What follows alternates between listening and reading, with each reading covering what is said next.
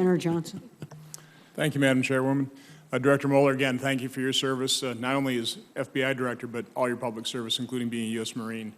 I'm the new kid on the block here, so I'm going to try and, in my questions here, try and determine the priorities of the department. I'm an accountant, so I like doing that, actually using a budget process in terms of where you're spending your money.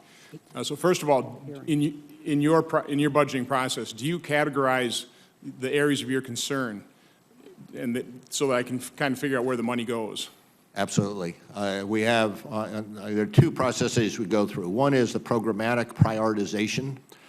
And one of the first steps we took after September 11th is set a programmatic priorities for the organization as a whole, and simply put, so everybody understood what those priorities are. And they are the same priorities today. On the national security side, counterterrorism, counterintelligence, and cyber, protecting the country from terrorist attacks, theft of our secrets, and cyber attacks. On the criminal side, it's public corruption and civil rights, followed by transnational, international organized crime, followed by substantial white-collar crime and violent crime. Everyone from top to bottom knows that these are the 8 programmatic priorities. There were 2 more. One was understanding that our success is dependent on our cooperation with and support of state and local law enforcement and our persons overseas, and the necessity to bring the FBI into the technological age. Our budget process is set up so that if you want additional personnel, you want additional resources, they have to fit into this budget framework. On the other side, we have initiatives that we identify each year, 10 or so initiatives. One initiative this last year was to establish regional intelligence centers to complement what we do throughout the country, and there are about 8 or 10 of those.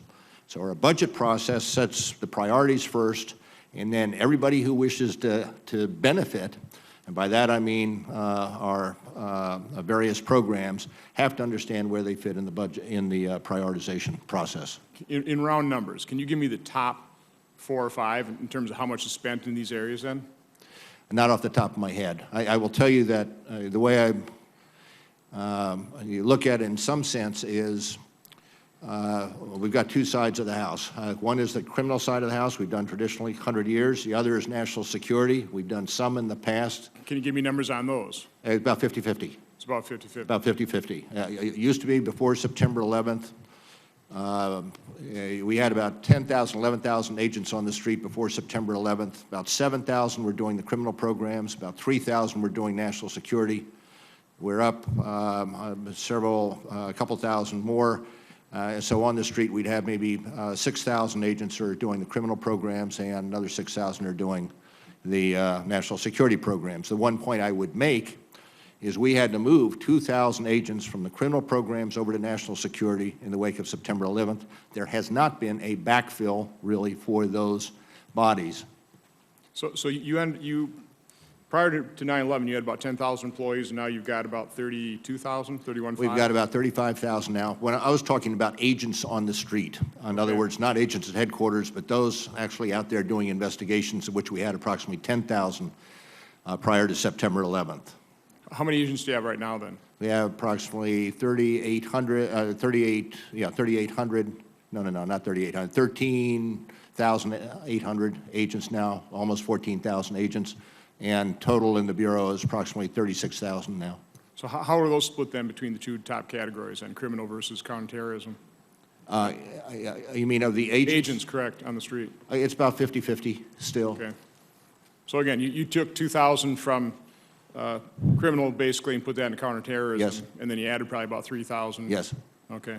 But the resources we have received over the years have been in support of the national security function in building up the national security side of the house. Okay, good. I mean, that just gives me a feel for the priorities.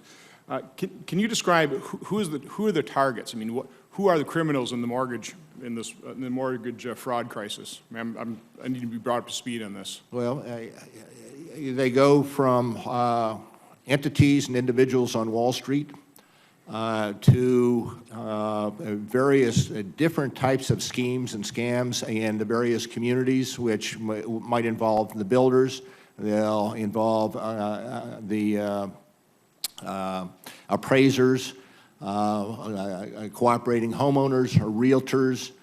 There are a variety of schemes that were used to suck money out of the mortgage market there to benefit persons both small and large during that crisis. So we have from bottom to top investigations, some very large investigations where there are multi-million dollars lost, to those investigations where there was an ongoing conspiracy for 2 or 3 years where you might involve a real estate agent, the appraisers that was jimmying the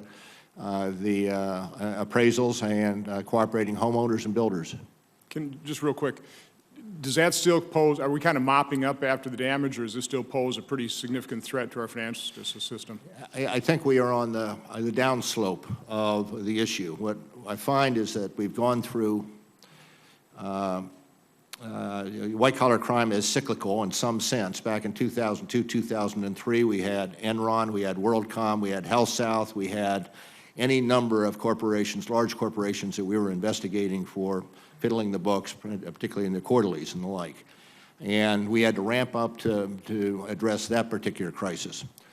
This is a crisis we have ramped up to address, and we're on the downslope. Our concern, if it is any, is apart from the homeowner mortgage crisis, to the commercial mortgage arena, in which we have seen an uptick in fraudulent activities in that arena, while there's been, I would say, a slowed growth in the homeowner mortgage set of cases. Okay, thank you.